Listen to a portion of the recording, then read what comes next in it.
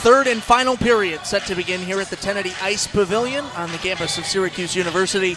The Orange lead the Lakers by a score of 4-3. And in both the first and second periods, Brooke, a late second goal has gotten it done for Syracuse. We saw it with Carter Rugg in that first period, and then Cam Gaffney in the second, coming and just stunning Oswego. Of course, Oswego has gotten their fair share of goals, only down by 1 goal, 4-3 in this third period. Caleb, it's been a game of you have the advantage, keep it. Stop playing slow. Stop letting them catch back up to you. And when you've got a top 20 team here from the ACHA in your barn, play up to them. Don't allow them to come and overtake you so late into the game. Make sure you're making your strides and you're putting it in the net when you need to. Stop. There have been a lot of moments, especially in front of the crease, where a play is executed perfectly up until the shot is taken, and then it falls apart. Gaffney snapped a 3-game points drought with that goal. It's his 10th of the season. Only a 3-game drought, so short as far as those go, but still he's glad to be back in the box score with a goal there late, and especially one that puts Syracuse ahead 4-3 over this very tough Oswego State team, a top 25 team, one that won their division last year, probably is going to win it again this year, sitting way ahead. They're in this top spot in the NECHL. Canisius has 33, sitting 6 points behind them. And then everybody else after that. Rutgers is in third with 18. They're not even close. The Lakers running away with their division. We'll see if they're able to hold on to their perfect record this season against Syracuse, having won both of the games earlier this season back in October against the Orange. A home-and-home series back then, a home-and-home today, as we'll start in Syracuse's barn and then head right back to it tomorrow at Oswego at 7 o'clock. We'll have coverage of that one right here on the SU Hockey Network. But for now, the conclusion of this one, still a close game as the Orange handle in their own end, trying to clear it out 30 seconds into the final period. In the neutral zone, a backhand feed from Renzoni gets through a few Oswego sticks.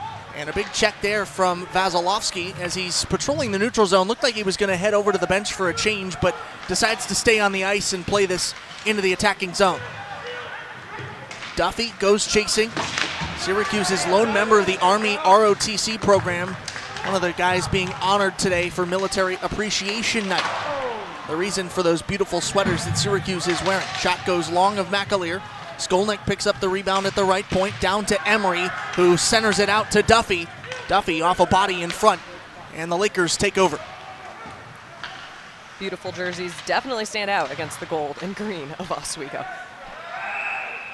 Net comes undone, so we'll get a stoppage here. I'm glad that Oswego decided to wear the gold ones. I think the green wouldn't have clashed as well with the orange and blue. You'd get two darker color schemes against each other. It would just pop more than they wear the gold. Are you taking a fashion major? Did I not know this, Caleb? You sound you so... You didn't know Newhouse offered that? No, I did not. My mom would be so proud of you. That's her favorite thing to do. Comment on jerseys. Kick save made by Finta. Sends that out into the corner. Now Oswego works it out to the left point. Jubron. Jubron fighting with a few different orange players. Force it out to the neutral zone, where Oswego sends it back towards Syracuse ice. That was off the stick of Ryan Durant, flicking it into the far corner. Out of the zone, not quite. Oswego quick to recover. Matthew Carty brings it into the near corner before taking a healthy hack from Lucas Skolnick right in front of the crease. Goes that puck, cleared away. Oswego still with it, 2 minutes into the final period. Jubron walking the blue line, fires one in. Finta makes a save. Rebound goes out to the corner. Still anybody's puck. Now in Syracuse ice, Cook plays it ahead for the Orange. Looking for Aiden Emery, scored earlier in this game, got his 5th of the season. A freshman who made his debut on the road at IUP. John Carroll and Pitt earlier this season. Played big minutes in replacement for Sam Hutchinson. The rebound put wide. McAleer able to make the save. Hutchinson now, of course, back healthy, and to go full circle, Emery skating with the guy who he came in replacement of. Cross-ice feed goes just off of the reach of Sean Caddo. Would have been a wide-open opportunity to put Syracuse ahead by even more. Puck goes back towards Jubron. He'll let his goaltender take over, and McAleer will get the cover. Coming up next after this game against Oswego tomorrow in Oswego, Syracuse heads on the road for 2 games against Stony Brook in the home of the Seawolves, February 15th and 16th, before they return home February 20th and 21st for their regular season finale against Rhode Island. It's going to be an exciting one. 2 ESCHL matchups back-to-back. Long shot, can't beat the bodies in front. That Rhode Island series was rescheduled to Thursday and Friday after a conflict with the women's team here at the barn. Still play senior night on Thursday and a potential playoff game on the line, playoff implications for it in that finale on Friday. Chesner rips one in, blocked by the body of Alex Kaselka. And Chesner will chase his rebound down into orange ice. Off the toe, trying to move it ahead for Alvers. Alvers heads over for a change as the Lakers try to move it out of their end. About that senior night too, the players are not the only people who will be honored. We have several senior staff members and a couple grad students, if I recall. Caleb Spinner and Jackson Cohen being two of them. Low angle shot put wide by Braden Palfy. Didn't have a lot of space to put that near AJ Finta, but yes, you're right. Jackson Cowan to my left. I will be honored for our senior night festivities. It's going to be fun to. Jackson's crying right now. He's sobbing his eyes out. It's going to be fun to walk the sheet, hopefully not slip, as Griffin Stark almost did. Oh, he wants the video too. Pre-game festivities, and then come right back up here and call potentially a game that could clinch a playoff berth for Syracuse. Some tears will be shed, and then you got to get right back into the mindset to call a game.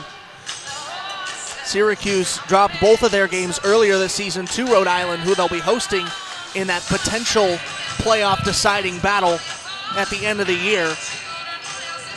Likewise, in Oswego, a team that they lost 2 games to earlier in the year, but now seemingly trying to right the ship. They're 15 and a half minutes from doing that. Cross ice feed goes high and into the far slot where the Orange will play it out. Off the far wall, onto the stick of Eli Pendergrass, who crosses the blue line. Jumping up into the bench was Anthony Larkin to try to avoid getting called for the offside. Far side, Adam Jubran. Through Syracuse sweaters, moves it over to his right, Dorito, who turns one in, and it's blocked up into the netting by AJ Finta. 4-3, Syracuse ahead of Oswego. Taking a look at the coming schedule for the Lakers, they've got 2 more left after tomorrow's series finale with the Orange.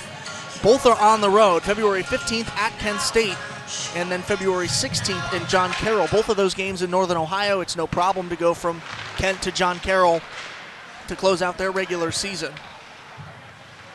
Neither of those teams in their NECHL division, though. They don't need them to be. They're sitting in prime spot to win their division, depending on what the rest of the teams do, particularly Canisius. The only team within striking distance of taking the division from them.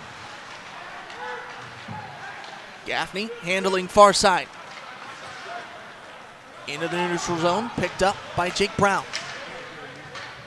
15 minutes to play here in the third period. Syracuse leads Oswego by 1. Back behind the net to Jubran. Near side, sends it in front of his own bench. Emery swiping at it, puts it low into the zone. Wren was sticking at it as well. And now Duffy frees it up with Wren to his left, feeds it over to him, trying to beat McAleer. He goes flying behind the end boards. No goal on 2 great opportunities. 2 big saves from McAleer, who hit the ice. Makes another big stop with his chest. Rebound still loose. Syracuse picks it up. Von Tersch right point, now moves it across the ice to Ryan Williams, who takes it low. Williams, the extra skater today, fighting with Braden Palfy. Williams playing in replacement of the recently injured Ryan Thomas. And speaking of injuries, it's getting physical in the far side. Punches being thrown as the officials try to separate this. Brendan Duffy coming in to support Ryan Williams as he's trying to get that puck out from behind the leg of the Oswego defender, and another guy just comes up and kind of starts throwing the first couple of punches, and Duffy, with a big crowd out here cheering his name on, couldn't help but respond. Ryan Duffy, the ROTC member, trying to show he's Army strong, but his coaching staff would rather he do it in a way that doesn't risk suspension, especially in a critical part of the season. and he's still going at it on his way to the box, and he has no quit in him. And he's going to earn this time in the bin. Do have to go back to the last time when Jake Brown went to the box in the second period and they were down a guy. Of course, it will be even strength at 4 here, but last time Syracuse saw a penalty kill, Oswego came in and scored a couple seconds right after Brown went to the box. So we're going to have to hope that Syracuse can keep their, whatever it may turn out to be once the officials decide what the call is going to be. They're going to have to keep their heads strong and play smart. You don't want to go back to being tied again, especially with only 14 minutes left on the clock. 3 Lakers in the box alongside 1 Orange. Brendan Duffy sitting across from, see Matthew Carty, see Ryan Duran, the captain. It looks like as well Adam Jubron. 3 big names for the Lakers serving time, and you got to wonder, are these misconducts? Are these at least majors? You got to figure. A lot of deciding to do with these officials. And even though we're relatively late in this game with about 14 minutes to go, this would be a good time to levy heavy penalties against these guys as a way to say, hey, cut it out. Well, the ACHA is not really okay with any fighting or any roughness of that sort. You see it in the AHL and the NHL where the officials give them some time to duke it out before they get in the middle of it and hand out their penalties. But if you're caught throwing hard punches and really instigating anything, they're really quick to throw you out if they need to. We saw that with Jake Brown towards the end of last semester and also the last game of the season last year. Fighting in hockey, quite literally what separates the men from the boys, the pros from the amateurs. Yes. Enjoying some Kendrick Lamar over the speakers as we sort out these penalties. Kendrick Lamar performing at the Super Bowl in 2 days' time. Taking away those 5 Grammys from a couple of days ago. Interesting to see. I saw a theory that is the amount of times he says WAP and not like us correlates to the amount of Grammys that he recently won. Are you a Kendrick fan?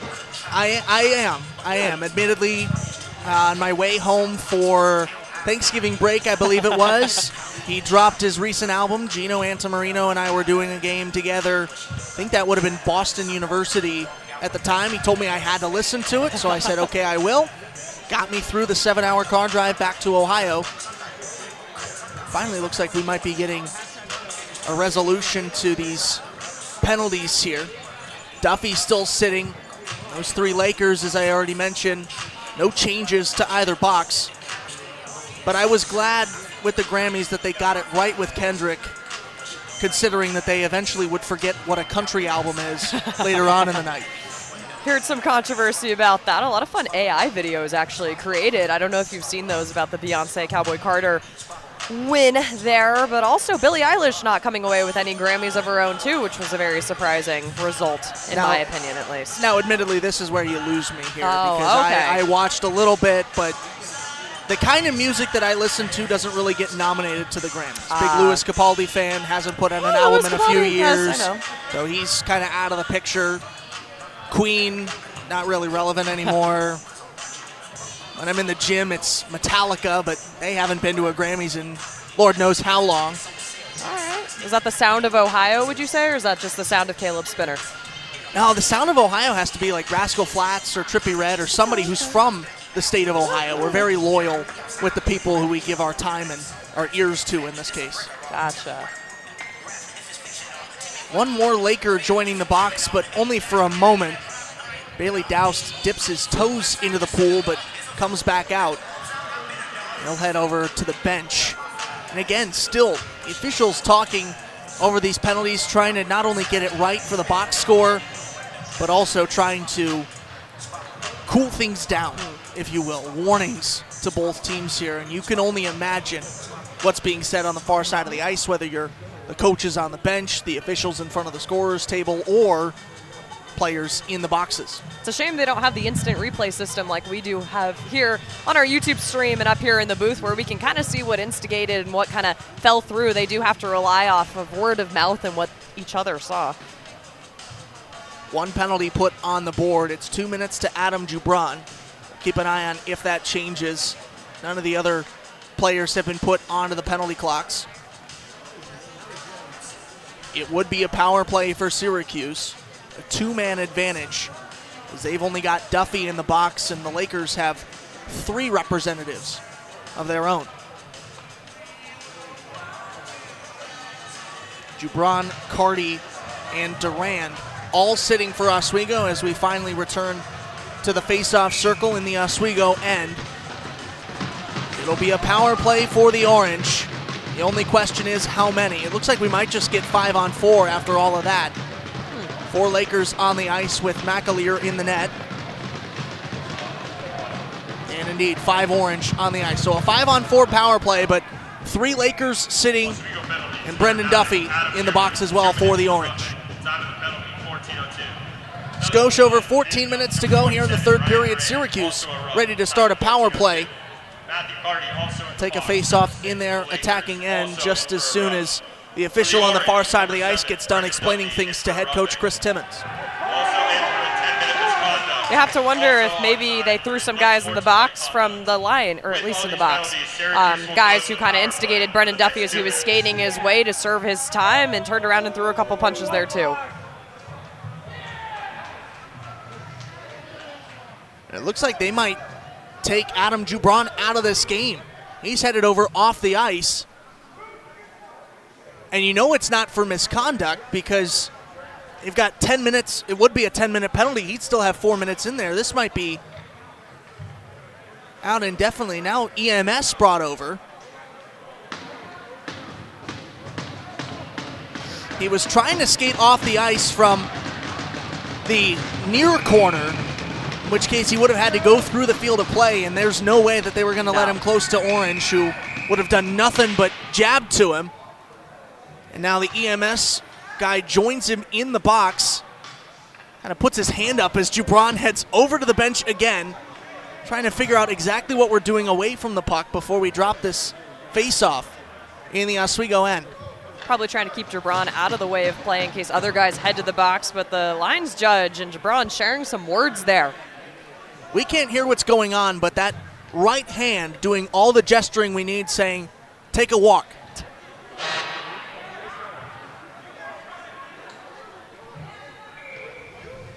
Still, Jubron's penalty is the only one that's on the board. It's set for 2 minutes, but he's getting at least looked at by EMS right now, off by his bench. Has not left the game just yet. No word on if he even will. But with that, we'll turn our attention back towards the ice as Vasilevsky walks across the blue line to start off this Syracuse power play. Takes it behind McAleer, out towards Carter Rugg. He's got a goal already, decides to feed that towards center to Von Tersch. Now back to Rugg. Rugg below the dot, moves it back out again to the same spot, center point Von Tersch. 30 seconds gone in the Jubron 2-minute power play. Out towards Rugg, over to Von Tersch yet again. Von Tersch looked for a cross-ice feed. He was trying to find Gaffney in the corner. Couldn't get it through the Lakers' penalty killers. Carter Rugg takes the rebound back. Just over a minute to go on the power play as that shot goes wide off the stick of Jacob Von Tersch. Rebound onto the twig of Rugg, who puts it low towards Gaffney. Gaffney sends it across the ice, and the puck will squirt out of the zone. Syracuse will have to regroup. Vasilevsky to do the honors. Enters the zone, takes a shove, drops it back towards Cook, who then finds Alicia. Alicia's shot taken away by McAleer with 47 seconds to go on the penalty clock and just under 13 minutes to go in the third period. Jubron re-entering the penalty box. It looked like the EMS person and him were just taking a look at something under his jawline. Not sure if there was a cut, something happened to happen, but no blood on his jersey from this distance at least. So he's back in the box and looks set to go after 37 seconds. Still got 30 seconds rather to go in the box as he'll serve a penalty. He's one of 3 Lakers in there already. 5 if you include the backup goaltenders, but they're not serving penalties. Down the ice, here comes Ryan Salins, who fired one in towards Finta. Had it blocked away by a defensive body in front from Brock Alvers. 12 seconds to go on this power play. Syracuse, one more opportunity if they can clear their zone quickly. It's up, out, across the blue line to Alvers with 5 seconds. Had it stolen away by Keys, and that will kill off the penalty, but Syracuse on the attack still. Alvers over to Rugg, fires one in. McAleer makes the save, puck still loose. An early whistle as McAleer didn't quite have it covered. Syracuse frustrated with that one And it will stop us with under 12 minutes to play here in the third period. Let's send it down to Maria Wainscott, who's got more on Cam Gaffney. Cam Gaffney has been the go-to guy for Syracuse men's ice hockey all season long. He leads the team in both goals and in assists. But after a brief scoring drought over the last 2 games, he erased that tonight with a clutch goal in the third period, giving the Orange a huge surge of momentum. And here's the kicker, he's only a rookie. Big-time plays from a player with an even bigger future. Cam Gaffney, one of the 4 goal scorers on the board for Syracuse through this game. Close opportunity there, shut off by McAleer. Syracuse is back to almost full strength. Duffy's still in the box. Hasn't been let out yet, but both of the Lakers out in return. You got to figure if they both went in at the same time, they both have to go out at the same time, but what do I know? Olin Sullivan, drop pass, got it onto the stick of Anthony DeVito, who takes it back around Finta and turns it in. Blocker save made by the big man in net. Another stop from Finta off a shot from the point, off the stick of Lucas Renzoni. Lakers in the neutral zone, they'll re-enter. Keevers trying to fire it towards center. Blockered away by the shin pads of Cade Cook. In front of the Syracuse bench, Alex Kaselka wraps it around to the far point. Rather from the far point to the near point. And a drop pass there in the neutral zone goes too long. Gaffney got tied up. He'll watch that puck come back towards his side of the ice in the corner. Meets it in the slot. Keeps it alive for Syracuse. Still loose. Now finally the Lakers will clear. Carter McWilliams leaves it over to his right. He was looking for Dorito. Dorito wasn't there. Dorito back with it off the loose feed. Another steal from Syracuse. In transition, here come the Orange. Brown with it in the corner. Centers it towards the crease. Picked up in the neutral zone by the captain, Sam Hutchinson. Hutchinson towering over everybody. 6'3" when not on skates. 6'6" when on them. He is by far the biggest player out on the ice right now, trying to use his body to his advantage, and the speed right there to pressure Matthew Carty into an early shot. Fired it when Finta was in perfect position. Carty gets only more dangerous the closer he gets towards the crease, so forcing him into a shot early is only good news for Syracuse. And now we'll turn our attention towards the ice where we will honor Jonathan Small, He served as headquarters battery commander for 16 months and was a also captain part of the 80th anniversary in D-Day jump. the Field Artillery Unit of the U.S. Army. He is also a professor of military science here at Syracuse. Here with us tonight, let's One of hear it, the folks, for many Field Artillery Captain service Jonathan members who's being Small. honored as part of military appreciation tonight. And a standing ovation from the crowd in attendance.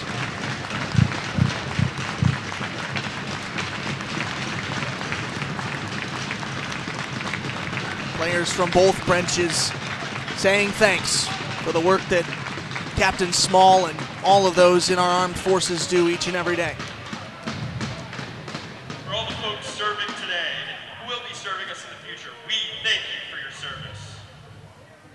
Always love when promotional games like this, Military Appreciation Night, Pink the Rink Night, all of those come back and you get to put a face to the efforts that these are benefiting.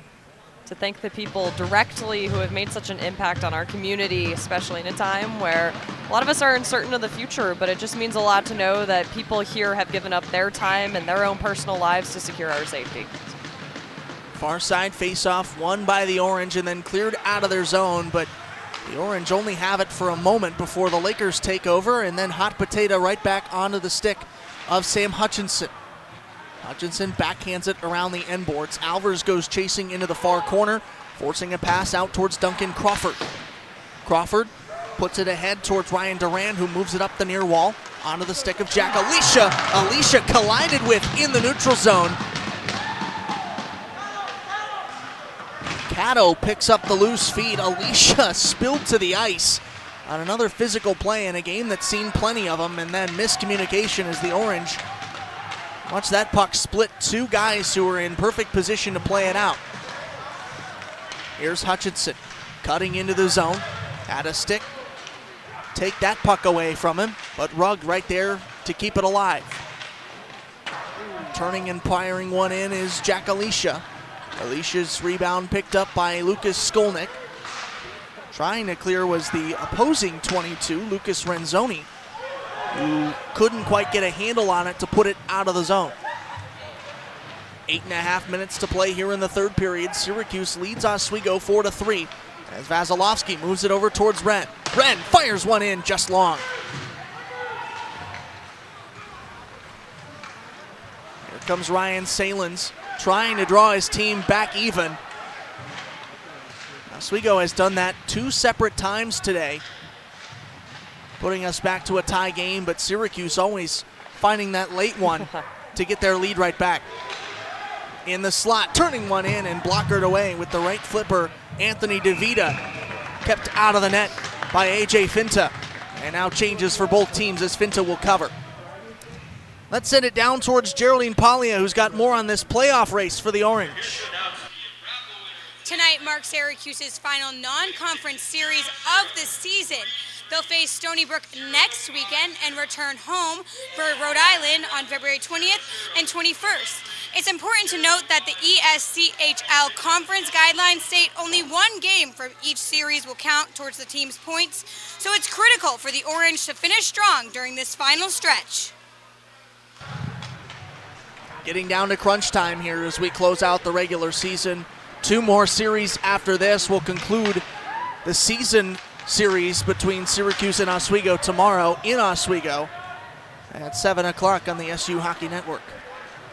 But this is where it matters, right? Yes. Everybody wants the win and the loss. They want the record there. But these conference games, these mean that much more with the points that they come with. Especially with Syracuse sitting at 28 points in the ESCHL, 5th place overall, and just 3 behind 4th place. Out in front, Finta able to make a stop and put it onto the stick of Eli Pendergrass, who clears it out, but not quite through the zone as the Lakers keep the attack alive. Oswego out in front of their NECHL race to the point that they don't have to worry about making the divisional or probably even the conference playoffs, sitting at one of the top 25 teams in the ACHA overall. It's an impressive thing to do when you look at all the teams that represent the Division I stretch of this conference as Finta makes another save. 134, the last I counted. Chesner tries to deke through the slot. Chases his puck into the corner, feeds it low. It went off the stick of McAleer towards Cook, who was trying to play it out. And we'll get a change. When you talk about how many ACHA teams there are only 10 divisions, and 7 teams of that many make up an independent league of their own. I mean, Niagara, Liberty, Ohio University, the Ohio University, as Caleb Spinner is smiling as I mentioned that from a Buckeye out there, but it's just incredible to see that they're also able to organize all of this together as well with that many people. I'm smiling because I can tell you're not from Ohio. Otherwise, you know it's the Ohio State. Ohio is a totally different thing. Those Bobcats have a different thing going than the Buckeyes. We trademarked the. Of course, when I did my undergrad studies, I heard the Ohio State quite often when I got up here and started telling people where I came from, to Syracuse. And that one put home by Cam Gaffney, or rather, Evan Vasilevsky, bringing it home and giving Syracuse a 2-goal lead. Where'd that come from? Take a look at this play as Caleb is busy spewing about the Ohio State University. Taking a shot, Vasilevsky in the center. Carter Rugg, taking the shot. One-timer from Vasilevsky, finds the back of the net. That top left slot. Incredible. I guess Ohio is just what we need to be discussing if we want the Cuse to come out and play strong. Well, the Buckeyes did win the national championship, to be fair. Vasilevsky on the board to give Syracuse a 2-goal advantage over the Lakers, and now another opportunity as Cato handles below the circle. Moves it back out towards the slot. Oswego takes it back. Braden Palfy up the ice. He put it too long of Joshua Laravia. He was able to take over after Finta comes out of the net. A dangerous opportunity. Finta maybe unwise to come out and play it, but he's able to avoid danger there. Didn't come back to bite him. Into the zone comes Palfy. Palfy walks it down below the near circle where it's picked off by Larkin. Larkin tried to move it around the end boards. Got as far as Sean Caddo behind the net before it was broken up by the Lakers. Durand with it in the corner, looking to move it out towards the point. Tied up in the slot instead. Durand has to come out from the corner and take that puck up, flicks it into his own end to regroup with Laravia. Laravia now ahead to Renzoni. Wraps it around the back half wall. Picked up on the far side by Jeremy Keys. The alternate captain, Keys, puts a little bit too much power on that backhand. All the way down the ice it goes. And racing down there was Jack Alicia for Syracuse, but beating him to it is Keevers. Under 5 minutes to play here in period number 3. Syracuse ahead by 2 over Oswego. 5-3 here at the Kennedy Ice Pavilion alongside Brooke Kilgore. I'm Caleb Spinner. At ringside, it's Maria Wainscott and Geraldine Paulia. Good to have them late in the year taking over for some staffing issues we had. We wanted to put a full crew up here today for Military Appreciation Night. Certainly an important game. We wanted to bring you the best broadcast possible, and thank you to them coming from outside the organization to help us make that possible. Also to Jackson Cowan, who freed up his schedule. He's supposed to be in Colgate at this time. Instead decides to come spend his weekend getting started with us. He'll have the call tomorrow when the Orange head to Oswego. Here's a breakout for Syracuse. On the stick of Jack Alicia, blockered away by Thomas McAleer. Out in the neutral zone, Chesner picks it up. Walks across the center red line and fires into the near corner. Gaffney goes chasing along with Adam Jubron. Jubron below the net, puts on the brakes to shake off the Syracuse defender who was all over him. It was Aiden Emery out in front. Gaffney backhands it in front of his own bench, picked up by the Lakers and Cardi. Less than 4 minutes to go here in the third period. 2-goal game, Syracuse ahead of Oswego. Cross ice feed, too long for Renzoni. He was looking for Kyle Gilbert, his defensive line mate. Across the blue line, Emery flicks one in, rings it off the post. Would have been his second goal of the day. Instead, it's off the red metal and out. Into the corner. Jake Brown picks it up. Moves it out through the slot. He waves off Brock Alvers, who's now headed over to the box for a change. Cook still chasing. Williams comes in. Larkin fresh off the bench. Tried to keep it alive for Syracuse, and now down the other end. Here's DeVita. DeVita tried to drop pass to Kyle Gilbert. Gilbert was too far behind him. Puck goes off a few sticks now onto DeVita. DeVita leaves it for Jubron. Jubron into the slot, fires it on his own. Right as Oswego was pulling the netminder, Jubron says, "I'll take it myself," and put some heat on it. Just couldn't get it past A.J. Finta. We also have to recognize the fact A.J. Finta, John Angelino signed a one-day contract with the AHL team here in Syracuse. The Syracuse Crunch, and got to practice alongside some of the best. Brandon Halverson just signed a two-way contract with the Tampa Bay Lightning recently and got to go out there for one of their games too. So the fact that Finta and Angelino got to spend some time with some of the best in the area shows that they get to be recognized as some of the best. They would love to stay at home but play at the AHL level. If the Crunch give them a nod. Always cool to put on the jersey of an AHL team, even if it is just a practice sweater. Empty net as Wren takes it the distance and scores! Jack Wren says goodbye, Oswego. Syracuse well on their way to getting their first win of the season over the Lakers. This one's a little bit of a no-brainer as we're taking a look at it. Oswego pulls their goaltender, hoping to make some momentum with that six-man out there. Jack Wren takes it and runs away, fires a nice, easy shot. No-brainer for number 13 in the Syracuse. I almost said the Syracuse Crunch while we were on the topic. The Syracuse Orange looking like an AHL team out there, 6-3 over the number 19th ranked team, Oswego State. The Crunch are in action tonight. They're They down are. the road hosting Utica, but we are here Yep. as the Orange are well on their way to victory over the Oswego State Lakers. Out of the corner, Larkin moves it to Cato. Cato puts it low. Syracuse well out in front, 3 goals with under 2 minutes to play in regulation, but they're still playing as if they're behind, showing this desperation here as the playoffs draw near. McAleer able to cover. Players showing signs of frustration in front of the crease. Syracuse, no doubt, jawing at Oswego, making sure they know that they're about to upset a top 25 team in the ACHA. For the second time in the past 3 weeks. We just saw number 11 Niagara out here too. Upset, we were on the call getting to watch that happen. We were. Sam Hutchinson's return and getting his first goal in a while as well too. But Anthony Larkin is sent to the box. Always a funny story, the 5'8" senior out of Canton, Massachusetts, started his own summer hockey league because he felt like he wasn't getting enough time during the summer to improve his craft. And always funny to see him out there chirping and throwing hands. He's the loudest guy on the team, and he wears it with pride.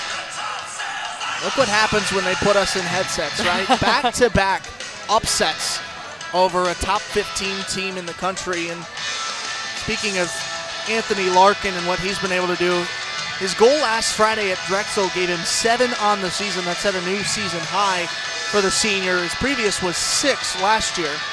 He was one of those 4 Syracuse Orange players who's played 100 career games over this season, alongside Evan Vasilevsky, Sam Hutchinson, and Brock Albers. Defensive zone face-off for the Orange as they lead by 3. Going on the penalty kill. Larkin in the box for the duration of this game. 1:47 left to go. Oswego off the face-off, trying to draw closer, but they're going to need a lot more than just a goal to get back ahead in this one. Finta makes a sliding save. Lots of bodies in front, but he sees it clear enough to get his mitt on it and freeze with a minute 40. This is rare that you see a penalty clock that has more time on it than a game clock. It's interesting. Usually at that point, they'll just send the guys out of the rink and tell them to go get changed. Take a shower, take some time off. Down the ice, puck cleared by the Syracuse penalty killers, and you'll see McAleer is back out of the net. 6-on-4. Oswego taking advantage of the extra skater for the open net and the power play. Into the slot comes Jubron. He has to put the brakes on and take it back out to the point.